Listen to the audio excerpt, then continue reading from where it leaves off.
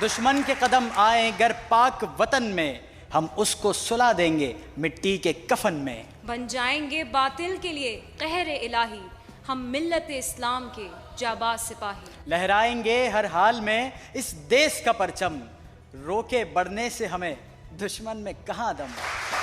अस्सलाम वालेकुम ख़वातीन व हज़रात, मैं हूँ आपकी होस्ट रमीशा अली और मेरे साथ मौजूद हैं तलहा अनवर। आप सबको खुशामदीद कहते हैं उसकी खुसूसी ट्रांसमिशन में यौम दिफाए पाकिस्तान। नाज़रीन, हर साल 6 सितंबर यौम दिफा के हवाले से हम न सिर्फ अपने गाजियों को, शहीदों को, मुजाहिदों को सराहते हैं, बल्कि दुश्मन को भी उसकी औकात बताते हुए उसकी शिकस्त याद दिलाते हैं।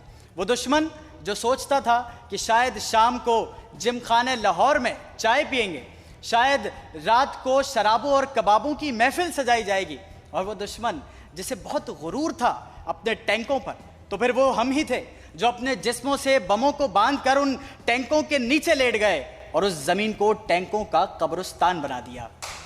अपने आहनी फिजाई तैयारों पर गुरूर करता था दुश्मन, तो हमारे सिर्फ एक कैप्टन MM आलम ने 55 सेकंड में फिजाई तैयारों को नीस्तो नाबूद करते हुए दुश्मन के चारों खाने चित और 14 तबक रोशन कर दिए। क्योंकि दुश्मन शायद भूल गया था कि उसने किस कौम को ललकारा है। वो कौम कि जिसका हर फर्द एक सिपाही है। हम इब्न कासिम हैं, हम खालिद के जानशी हैं, हम पैगाम अमन के सफ़ीर हैं, हम फूलों की महकार, गौरियों की झनकार, हम तारिक बिन ज़ियाद की तलवार हैं, हम इब्न कासिम की यलगार हैं, हम जज्बे फारूकी से सरशार हैं, शोहदा के वारिस, गाजियों की जमात, हम फातिहीन लश्कर हैं, क्योंकि हम पाकिस्तान हैं।